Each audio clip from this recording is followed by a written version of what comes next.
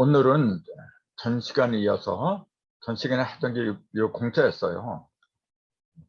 공을 하다가 시간이 모자라서 그냥 끝내버렸는데 그 공이 들어가는 한자 그 몇 가지가 더 남았거든요. 이제 3개 정도가 남아있는데 이제 그걸 끝내고 다음 단계로 나아갈까 합니다. 공자가 들어가는 한자 중에서 이제 불공이라는 게 있습니다. 앞에 부처 불자 이게 부처불이죠. 부처불 모르는 사람도 아마 거의 없을 거예요. 이제 불가, 불경, 불공 뭐 굉장히 많이 쓰잖아요. 불자. 불교인들이 상당히 많기 때문에 불자는 상당히 중요한 역할을 지금 비중을 차지하고 있는데 이게 왜 부처라고 하는지 부처님을 왜 이렇게 써야 되는지 물어보면 대답할 분도 아마 거의 없을 겁니다. 그냥 옛날부터 이렇게 부처를 이렇게 쓰니까 이렇게 쓴다. 거의 다 그렇게 대답을 할 거야 아마. 근데 거기에는 그렇게 쓰지 않으면 안 되는 어떤 이유가 있다고 봐요. 그 이유는 바로 여기에 있어요. 요거. 여기에다가 사람 인자를 붙이면 부처불자가 되잖아요. 근데 이게 불자예요, 원래. 요 자가 이제. 요걸 갖다가 유사는 어떻게 쓰냐면, 달러를 갖다 이렇게 써요. 뭐 1불, 10불, 100불 갖다 이렇게 써요. 근데 그거는 현대 와서 하는 거고, 원래 2500년 전에 그때 생각지도 못하는 그런 현상들이에요. 근데 이게 불자인데 이게 무슨 불이냐면은 이렇게 돼 있어요. 안이불, 아자하고 부정하는 거예요. 안이불, 또 다스릴 불 이렇게 나와 있어요. 몇 가지가 더 있는데 큰 뜻은 이 두 가지예요.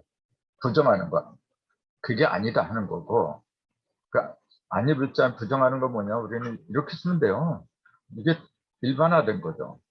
이게 안이불자라는 거, 부처님 할 때 그 불자가 부정의 뜻을 의미한다. 그걸 아는 사람이 아마 별로 없을 거예요. 근데 이게 부정이다 하는 거 다 알잖아요. 근데 부정하는 것만 있는 게 아니라 모든 걸 올바르게 다스린다는 뜻도 있어요. 근데 그렇게 본다면은 이게 이때는 부정의 의미가 아니고 다스린다는 의미로 올바르게 다스리는 사람을 부처라고 한다.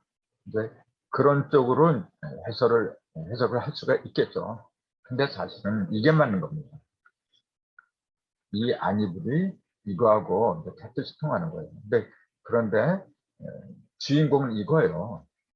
맨 첫 번째 이 안이불 요거를 갖다가 그 뜻을 갖다가 이렇게 적어 놓은 거 보면 첫 번째 맨 처음에 나오는 게 안이불 그렇게 나와요. 맨 첫 번째 나오는 게 제일 강력한 비중을 차지하는 그 의미거든요. 그러면은 이 안이불하고 똑같이 부정하는 그 의미지만은 전혀 그 의미가 달라요. 그럼 이게 이때 부정하는 거 안이불은 어떤 의미를 담고 있느냐 이제 그걸 한번 알아봐야죠. 그거는 이렇게 쓰죠. 이렇게. 이거는 활궁이라 해요. 활궁에다가 이렇게 두 개. 뭐 요렇게 하는 것 그렇게 하는 사람도 있는데 이거나 뭐 다 똑같은 거예요. 이거는 권자죠. 세울 권자, 뚫을 권자. 하늘에서 땅으로 무언가 내려주는 거예요. 거듭거듭 내려주는데 그 음량을 내려주는 거죠. 팔은 우리가 잘 알다시피 무기잖아요. 이거는 그 본체예요. 공은 본체라 해요. 그리고 화살은 화살은 여기서 튕겨나가잖아요. 이렇게. 그걸 을이라고 했고 이 본체는 궁이라고 했잖아요. 그래서 궁을 하는 것이 활하고 화살을 말했다. 이제 그렇게 보는 거거든요. 그때 활은 뭐냐면은 불변하는 거. 모든 걸 변하게 하면서도 자신은 변하지 않는 거. 그러니까 활은 화살이 무수하게 이제 그 활을 통해서 나아가지만은 활 자체는 항상 그 자리에 있어요. 이게. 그래서 불변하는 상징이 공짜입니다. 이게. 근데 그 활을 갖다가 이렇게 두 번 음량으로 얽어맨 거예요. 꿰뚫어 버린 거예요. 이게 왜 안입을자라고 하냐면은, 자, 이게 한 번 꿰뚫고 두 번 꿰뚫고 음과 양이 번갈아 가면서 팔을 갖다 변화를 시키지만은 늘어났다 줄어들었다 그래요. 이게 궁이라고 하는 거는 늘어났다 줄어들었다 하지만은 결국은 다시 본래 모습으로 되돌아가 버려요. 그러니까 궁 자체는, 여기에서 궁 자체는 아무런 동의도 없는 모습에서 모든 걸 변하게 하면서 정작 자신은 불변하는 부처님의 상징이라, 이제 그렇게 본 거예요. 모든 법 자체는 변하는 게 아니거든요. 법이 이랬다 저랬다 그러면은 믿을 게 못 되잖아요. 근데 법은 불변하는 존재고, 그 법을 통해서 만물은 음도 되고 양도 되고 길어졌다 줄어들었다. 그것이 바로 요거예요. 그게 길었다 줄었다. 이제 음량이 그렇게 변하지만은 결국은 이거는 변하지 않는다. 그러니까 변하지 않는다 해서 안입을자가 나는 거예요. 그래서 부정을 하는 걸로 보면은 부정적인 의미가 강한데, 뭘 부정하는 거냐 하면은 모든 게 변하는 거 있잖아요. 그 변하는 거는 그건 아니다 그 얘기예요. 그것은 항상 요동치는 거고, 그런 거는 허상이다 그런 얘기입니다. 세상이 이렇게 변화무쌍하게 변하는데 그 모든 것은 아니다 그 얘기예요. 그건 진짜가 아니다. 그런 면에서 아니불이라고 한 거죠. 근데 우리가 말하는 이 부정한다고 할 때 이 부자는 그런 거하고 좀 다르죠. 그게 사실이냐 아니냐, 이제 그런 걸 따질 때는 이 부정이라죠, 이렇게. 또는 요정자로 쓸 때 이렇게. 그때 어떤 지엽적인 사물을 갖고 기가 아니다 할 때는 요 글자가 맞아요. 근데 근본적인 면에서 말할 때는 이 글자를 써야 돼요. 그래서 부처님은 하는 걸 변하게 하지만은 궁극적으로는 자기 자신은 변하지 않는다. 그 얘기예요. 이렇게 그 부처 글자를 이해하면은 잘 잊혀지지 않잖아요. 우리 모두가 그와 같은 부처의 그 반열에 올라가야 돼요. 그래서 부처님은 나만 부처님도 안 그래요. 모두가 깨달은 부처다. 그렇게 얘기해요. 그게 기독교하고 다른 거예요. 기독교에는 예수님만이 하나님의 아들이다. 친자시다. 독생자다. 예수님만. 네? 그래서 예수님만이 처녀 몸, 남녀 관계선 그렇게 부정에 더럽게 태어난 게 아니라 독생자, 처녀의 몸에서 태어났기 때문에 그 누구도 예수처럼 될 수가 없다. 그렇게 가르쳐요, 기독교에서는. 근데 불교에서는 뭐냐면 누구든지 깨달으면 나와 똑같다. 그렇게 가르쳐요. 그게 차이거든요. 그런 면에서는 불교의 이름이 훨씬 낫죠. 근데 사실은 성경에서도 모두가 깨달은 독생자로 가르칩니다. 사실은 똑같은 거예요. 그래서 내가 목사들 앞에서 강의할 때 그러잖아요. 독생자가 무슨 뜻입니까? 이렇게 물어봐요. 그럼 이걸 전부 다 어떻게 대답을 하냐면 홀로독자, 약자로 씁니다. 홀로독자고 아들 대자. 위아들로 생각을 해요. 독자다. 그런 뜻으로 얘기를 해요. 그래서 내가 그때는 이렇게 말해요. 성경에 예수가 언제 독자라고 했나요? 독생자라고 했죠. 그 요한복음 1장에 나오잖아요. 독자는 이렇게 쓰는 거, 독생자는 여기에 나얼생자를 집어넣는 거예요. 독자하고 독생자하고는 전혀 그 의미가 다르거든요. 근데 이걸 독생자로 독자로 착각하고 있는 거지. 위아들로. 커다란 착각입니다. 독자는 말 그대로 독자, 홀로 된 위아들을 말하는 게 맞고, 독생자는 홀로 태어난 아들, 위아들이 아니고 홀로 태어난 아들. 즉 세상에 도움이 없이 하늘의 뜻대로, 하늘의 뜻만으로 홀로 태어난 사람은 독생자로 하는 거거든요. 그러니까 누구든지 하늘의 뜻대로 태어난 사람은 다 독생자라는 얘기예요. 독자라는 거 독생자는 이렇게 차이가 있는데 잘못 가르치고 있는 거죠.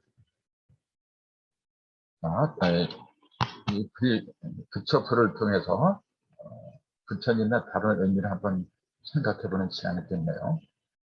그 다음에 공짜 들어간 건 이제 제공이라는 게 또 있어요. 요 제자는 이제 여기 보면 끌제 이렇게 돼 있어요. 끌어간다. 이제 그 얘기죠. 그 제공이라고 하는 것은 뭐냐면은 내가 갖고 있는 걸 내놓거나 해주어서 도움이 되게 한다. 그런 뜻이거든요. 근데 요 끌제자는 요게 제자인데 이게 왜 끈다는 의미가 됐느냐인데 그 얘기예요.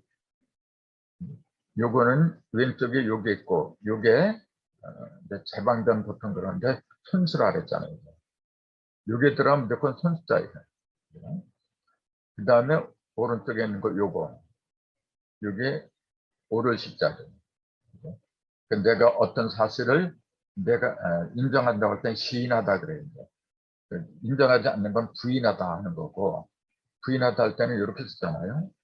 인정할 때는 시인하다 이렇게 쓰는 거고 이게 서로 반대가 되는 거예요. 부시 이거는 이것도 아닐 붙자잖아요. 이거는 오를 시자 이시 이것저것 할 때 이것 할 때 시라 해요. 그러면은 이게 옳다는 의미인데 이게 왜 옳다는 의미가 됐느냐. 그러니까 옳은 걸 갖다가 손으로 이렇게 끄집어내는 거예요. 이게. 그래서 끌어낼 제자, 즉 끌제라고 한 거죠. 이게 왜 옳다는 뜻으로 이제 그 한자가 됐느냐 하면은 이게 나를자 위에는 태양을 가리키는 나를자가 있고 밑에 이건 뭐라고 했나요? 이게 본래 요거 같은 거예요. 발을정 이게 발을정자 원래가 그 발을정자는 뭐냐면은 요게 밑엔 멈출 자가 있는데 요게 발지라 그래요. 발을 갖다 족이라 하죠. 발족자 이렇게 써요. 발족자 이렇게 여기에 네모를 붙이면은 요 위에다가 네모를 붙이면은 발족자가 된 거고 요 위에다 네모자 대신에 한일자를 붙이면 발을정자가 된 거고 똑같은 거예요. 그 바탕은 멈출 지자, 즉 발지자가 바탕이 된 거죠.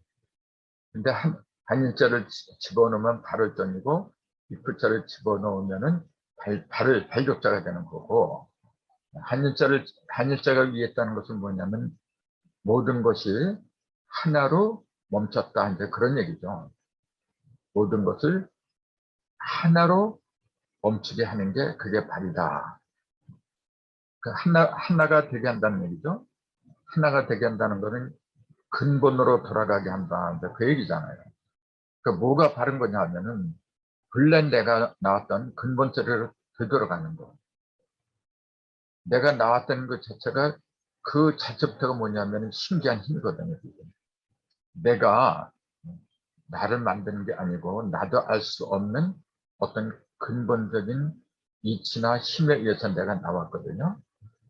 그 근본을 일이라고 하는 거죠. 그 일로 멈추게 되돌아가는 거. 그게 바른 거다. 네. 그럼 네모 이프자를 붙인 건 뭐냐? 이건 통로를 말한 거예요. 그러니까 모든 걸 하나로 발기자는 뭐냐 멈추게 하니까 하나로 되게 하는 거거든요. 모든 걸 하나로 되돌아가게 하는 통로다라는 얘기예요. 즉 도구다. 발이 도구거든요. 손도 도구고 발도 도구고 똑같은 도구라고 하는데 그 역할은 다르잖아요. 발은 주로 이동을 말하는 거잖아요. 수송이나 이동을 말하는 거고 손은 만들어내는 거예요. 그게 달라요. 그러니까 손하고 발은 똑같이 없어서는 안 되는 아주 중요한 도구인데 발은 뭐냐면 주로 음적인 역할을 해요. 음적인 역할. 손은 양적인 역할을 해요. 그게 달라요.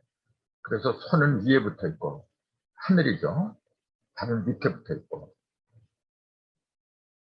그래서 그 손을 밑에 위에 붙이고 발은 밑에 붙이고 그래서 그런 거예요. 어쨌건 이 시자, 오를 시자는 뭐냐면은 태양이 위에 있고 안일자하고 멈출자가 붙었으니까 발을정이라 그랬잖아요. 지금. 그 태양을 이렇게 발을정하고 똑같은 거예요. 태양을 바르게 하는 거. 바르게 한다는 게 뭐냐면 옳게 한다. 그러니까 옳을 시자. 그렇게 붙여놓은 거예요. 근데 거기에다가 톤수다. 톤수를 함께 하면은 톤으로 바르게 끌어준다. 그러니까 끌자라고 이제 그 의미가 그렇게 붙은 거예요. 그 욕을 갖다가 멈출지라고도 하고, 근데 이제 발열정이다. 이렇게 보는 게 이제 그렇죠. 어떤 사전에 보면 그걸 짝필이라 그래서 이렇게 이 글자를 필자라고도 봐요. 또 발소자라고 해서 숫자로도 음을 토로라고도 부르고 필이라고도 부르고 성이라고도 부르고 뭐 그 뜻은 전부 다 뭐냐면은 하나로 멈추게 한다. 그 뜻이죠. 그러니까 음은 다르지만은 그 뜻은 똑같은 거예요. 그 다음에 공자가 들어간 것은 탁이 있죠. 이제 공탁. 공탁은 뭐냐면은 변제나 담보 또는 보관 등의 목적으로 금전이나 유가 증권 따위를 공탁소에 맡겨두는 일이다. 우리는 공탁한다 그러잖아요. 이 탁자를 갖다 부탁할 탁이라 하죠. 이제. 부탁할 탁인데 무엇으로 부탁하냐면 말씀으로 부탁하는 거죠. 탁이란 발음이 요게 이제 요거거든요.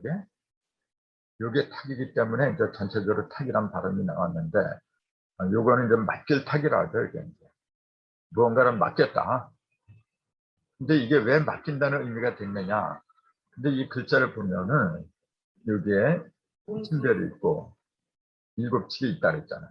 요거 그 전에 한번 설명한 그런 기억이 나는데 한 번 들어갖고 자꾸 잊어버리게. 반복으로 듣는 것도 괜찮더라. 그 말이죠. 일곱칠을 삐침한 거예요. 일곱칠자가 삐침이라고 하는 건 비쳤다는 얘기죠. 크게 빛을 발하다. 크게 움직이다. 이제 그 얘기거든요. 7이 빛을 발하다. 그렇게도 보고 7번 움직였다. 7번 빛을 발한다. 그렇게 봐도 되고 중요한 거는 7이라는 숫자. 7이 빛을 발한다. 거기에 있는 거예요. 요걸 갖다가 탁자를 갖다가 5편에 그 설명한 걸 보면 이렇게 돼 있어요. 땅 위로 나오기 시작한 풀잎을 그린 문자다. 그렇게 돼 있어요. 요게 땅이고 밑에서부터 이렇게 뿌리에서 이렇게 나와가지고 잎사귀가 이렇게 벌어지는 모습이 이게 탁이다. 그런 식으로 설명을 해놓은 거예요. 근데 내가 볼 땐 그래요. 이게 일곱칠자 그 속에 더 의미가 들어있지 않느냐. 이제 그렇게 보는 거죠. 그러면 일곱칠은 뭐냐? 7이라는 숫자는 우리 뭐 다 알잖아요. 7이라는 숫자는 뭐냐면은 3 더하기 4죠. 이게 무슨 말이냐면은 우주나 그 사과, 우주를 한 평의 사과를 이렇게 한다면 가려는 걸 3번 가르잖아요. 3번 가르는 그 이유는 내면의 중심점. 2번 가르면 십자가가 2개 생기죠, 이렇게. 근데 그거는 상하로 생기고, 3번 가르면은 여기 동서남북 표면에는 6개가 나오고, 중심에 3개가 겹친 중심점, 십자가가 하나 생긴다 그랬잖아요. 요게 7이라 했잖아요. 그래서 6은 뭐냐면은 겉으로 드러나는 십자인데 6이라는 숫자는 뭐냐면은 자기가 스스로 발광을 하는 게 아니죠. 스스로 빛을 내는 게 아니고 여기에서 이렇게 중심에서부터 이렇게 공급을 해주는 거예요. 빛을 에너지를 공급해 줄 때 빛을 내는 거죠. 그래서 6은 어둠을 상징한다 했어요. 그래서 북방 일육수, 북방에다 배출한 거고 그 7은 가장 밝은 거예요. 빛을 갖다가 에너지를 통취합한 상태가 7인데 그건 내면에서 이렇게 내면에 있으면서 표면에 있는 선물을 갖다 빛을 갖다가 공급을 해줘요. 그래서 그걸 그 공급을 해준 걸 육기라고 한다. 이제 그랬잖아요. 그 치료한 건 육기, 에너지의 결정체거든요. 근데 그 칠이 이렇게 빛을 내는 거예요. 그걸 맞들타기라고 하는 거예요. 맡긴 거 아닙니까? 여기 자기가 갖고 있는 빛, 에너지, 그 갖다 표면에 있는 6개한테, 6한테 맡긴 거야, 지금. 그래서 맞들타기라고 보는 게 더 이해하는 게 편하지 않느냐. 근데 그렇게 보는 거죠. 그래서 제가 말하는 게 꼭 옳다 그런 건 아닌데, 이왕이면은 숫자로 연결시켜서 생각하는 게 더 간단하면서 합리적이지 않겠느냐. 이제 그렇게 보는 거죠. 이제. 그래서 요 탁자가 들어가면은 말씀 언을 붙이면은 맞들타기고 그러니까 말씀을 이제 부탁하는 거죠. 부탁할 타기도 이제 그렇게 되면 그 다음에 이렇게 제방전 통수변을 하면은 이건 이제 택배할 때 그때도 택자가 되고 탁자가 된 게 두 개가 돼요. 근데 택배 택자는 원래 집 택자를 쓰는 것도 이렇게 그때도 맞들 탁자가 들어가요. 집 안에다가 여기 집면자니까 집에다 맡긴다 이제 그 얘기예요. 근데 이 의미나 이자나 똑같이 맡긴다는 공통점이 있어요. 요거는 뭐냐면 손을 통해서 맡기는 거고 요거는 집안에다 맡기는 거고 이제 아무튼 요 탁자가 들어가면은 무언가를 그 칠을 크게 움직이게 한다. 그 칠은 속에 있는 빛인데 속에 있는 내면의 빛을 밖으로 드러나게 한다. 그런 의미가 있다는 거죠. 그래서 우리가 무엇을 남한테 부탁한다, 공탁한다, 맡긴다 할 때는 사실은 내 속에 들어있는 소중한 걸 맡긴다고 하는 거지. 가치 없는 건 맡긴다는 표현을 안 해요. 그거는. 이런 한자 하나하나를 제대로 의미할 적에 그 표현 그 자체가 무엇을 가리키고 있는지 그 진짜 맛이 드러난다는 거죠. 이렇게 해서 공자에 관한 걸 끝냈고 역시 사람 인변에 들어가는 글자. 이번에는 글자를 한번 볼까 합니다. 이게 글자거든요. 의지할 게, 귀할 게. 이게 크게 두 가지 의미가 있는데, 이거 이제 제일 많이 쓰는 게 뭐냐면은, 궤변이다. 그 사람 이제 궤변을 늘어났을 때, 이제 주로 그때 이제 많이 써요. 이거는 뭐, 자주 쓰는 한자는 아닌데, 그래도 알아두는 게 좋죠. 그래서 글자는 궤변이나 귀하다 등의 주로 쓰는 문자인데 사람 인변하고 이게 위태 위자예요. 위태 위자는 많은 사람들이 다 알 거예요. 그러니까 사람이 위태한 상태에 처한 거죠. 즉 사람을 위태하게 하는 것 그런 뜻이 있는데 위태한 것에 위태하게 하는 것에 사람이 의지를 한 거예요. 이게. 그러니까 결론적으로 뭐냐면은 나쁘게 들 수밖에 없잖아요. 자기 자신을 스스로 위태하게 만드는 거. 그런 말을 궤변이라고 한다. 이제 그렇게 보는 거죠. 근데 위태할 위자를 이제 한번 공부를 해봅시다. 위태할 위자를 이걸 왜 위태하다고 할 수밖에 없느냐 그 얘기예요. 이것도 위에 있는 걸 오편에 보면 사람인이라고 했어요. 이게. 근데 내가 볼 때는 이렇게 써놓고 이게 사람인이라고 하는 게 좀 납득하기 힘들어요. 아무튼 오편에는 그렇게 돼 있어요. 요걸 사람인으로 보고 그 밑에 요거 이렇게 요거 이제 액자 채양액이라 하죠. 그래서 오편의 설명에 의하면은 사람이 위태한 지경에 처한 모습을 그렸다 해서 위태할 있잖아 그렇게 설명을 해놨어요. 제가 보는 견주는 그래요. 이게 재앙을 말하는 액인데 그 액자부터 한번